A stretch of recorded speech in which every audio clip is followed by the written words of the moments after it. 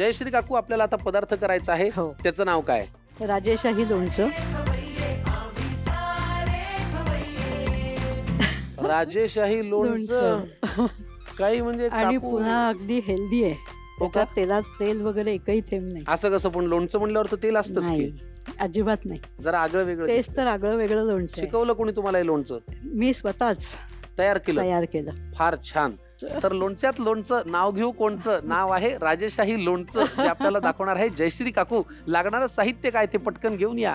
ठरलेलं आहे आमचं, करायचं आहे राजेशाही लोणचं. लोणचं. साहित्य कोण सांगणार आहे? साहित्य सांगा. सांगते मी.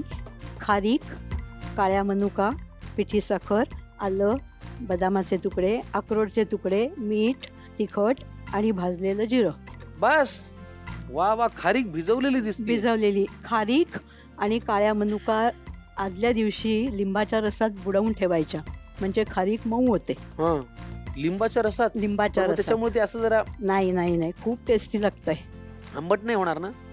पण मला एक विचारायचंय, पाणी अधिक लिंबाचा रस ना, नाही, का फक्त लिंबाचा रस? लिंबाच्या रसातच.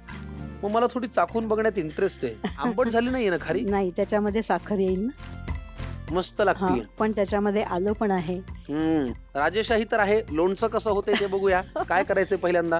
एक बाउल लागेल बरं, त्याच्यासाठी. ठीक आहे. मी आता खाऊन बघितल्यावर मला हो कळलं, हो, नाही नाही. खारकेचा गोडवा आणि आणि लिंबाच्या रसाचा आंबटपणा. आंबटपणा, इतकं सुंदर सुंदर कॉम्बिनेशन झालंय. combination आहे. फार सुरेख. म्हणून तर ते राजेशाही आहे ना. हो, खरंच आहे.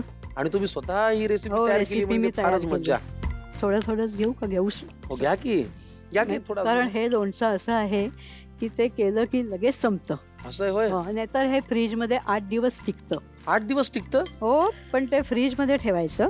पहिल्यांदा खारीक घेतली, आता काळ्या मनुका घालायच्या. ह्या पण लिंबाच्या रसात भिजवलेल्या? हो, लिंबाच्या रसातच भिजवलेले आहे.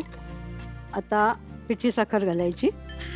आता ही लिंबाच्या रसात भिजवली आहे, त्या अंदाजाने आपण घालायची जरा. लोणच्यामध्ये पिठी साखर पहिल्यांदाच हो, पाहतोय मी. कारण जयश्री काय आहे, काकू. लिंबाचा रस आहे, आलं आहे, त्याच्यामुळे सगळं सुरेख आहे त्याच्यात. आता हे आलं पण सगळं लागणार आहे, कारण पाचक आहे आलं. तुम्ही जॉब करायचात का? हा, पहिल्यांदा केला होता, पण नंतर नाही. आणि 15 वर्ष मी बालवाडी बालवाडी चालवली. चालवली. हो. बदाम, बदाम. पिठी साखर, आलं, बदाम, अक्रोड. आता अक्रोड घालतेय.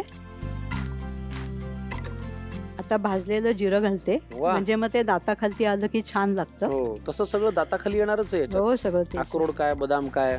आता आपण तिखट घालूया. हे तिखटवालं तिखट आहे का रंगाचं आहे? रंगाचं आहे असं. थोडं तिखट पण आहे, म्हणजे आता लागेल तसं थोडं चविष्टच करते. पुढे काय आता? आता आपण तिखट घातलेलं आहे. हा. आणि आता शेवटी मीठ घालायचं.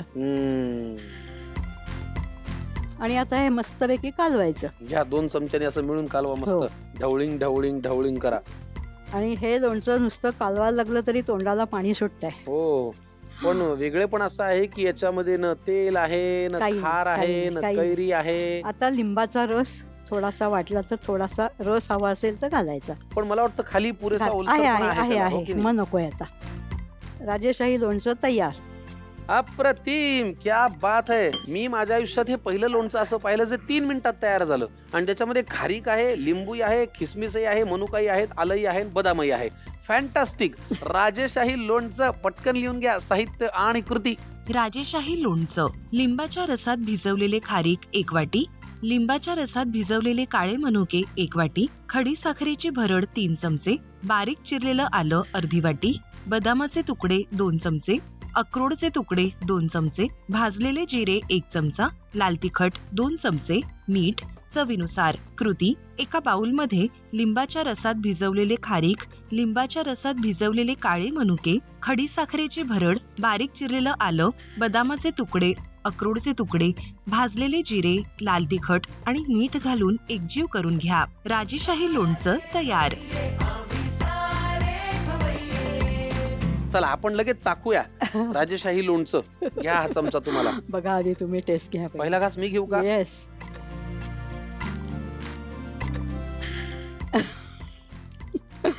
चटकदार, अनपेक्षित चव. सोनं. म्हणजे खाताना आपण खारीक, मनुका या अपेक्षेने घास घेतो आणि तोंडात आल्यानंतर जी चव मिळते ती इतकी अनपेक्षित आहे आणि फार सुंदर आहे. तुमच्या चेहऱ्यावरचा आनंद बघूनच कळलं. नाही, मला फार आवडलं, मला खूप आवडलं आणि हे मी पहिल्यांदाच पाहिलं. त्याच्यामुळे थँक्यू सो मच आमच्या खवय्यांना जरा वेगळा पदार्थ दाखवला.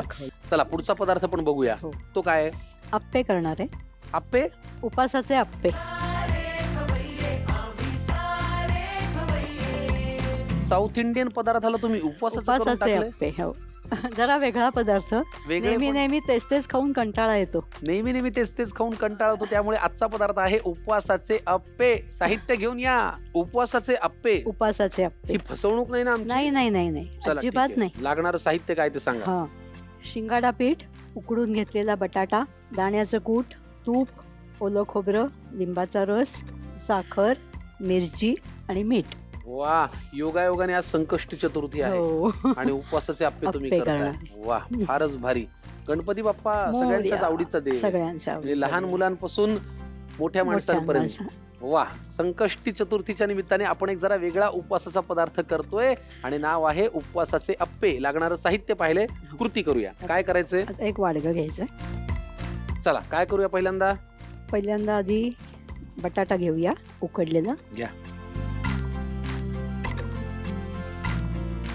सगळंच घेऊया आता.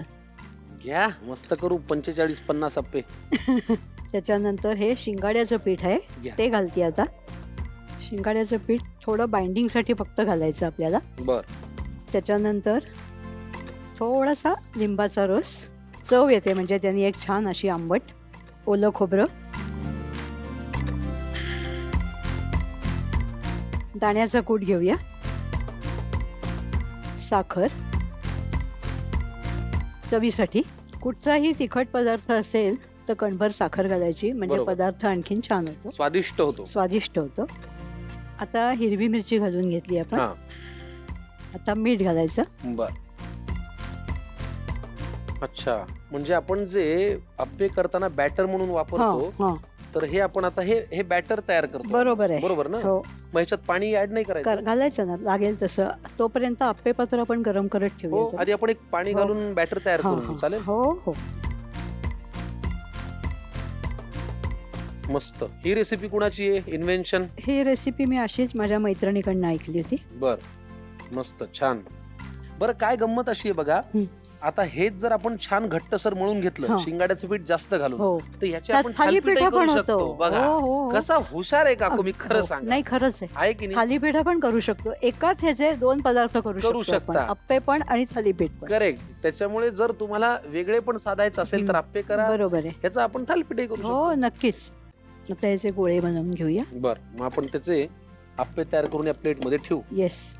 थोडासा तुपाचा हात लावून घेणे आणि अप्पे पण गोल गोल वळायला लागतात. तर त्याला तकाकी येईल. हा, आपल्याकडे साहित्यामध्ये छोट्या छोट्या प्रमाणात वापरल्या जाणाऱ्या पदार्थांमुळे सुद्धा जो इम्पॅक्ट मोठा येतो त्याला बरोबर. तोड नाही. हो ना. लिंबाचा रस चमचाभरच घालतो, पण जो एक आंबूसपणा येतो, आंबूसपणा येतो. तूप अगदी बोटभर लावलं तरी तकाकी तकाकी येते. येते. शिंगाड्याचं पीठ कमी घातलं तरी बांधणीसाठी योग्य आहे. बरोबर आहे, अगदी हे बरोबर. प्रमाण फार विलक्षण आहे आपल्या खाद्य संस्कृतीत. मस्त.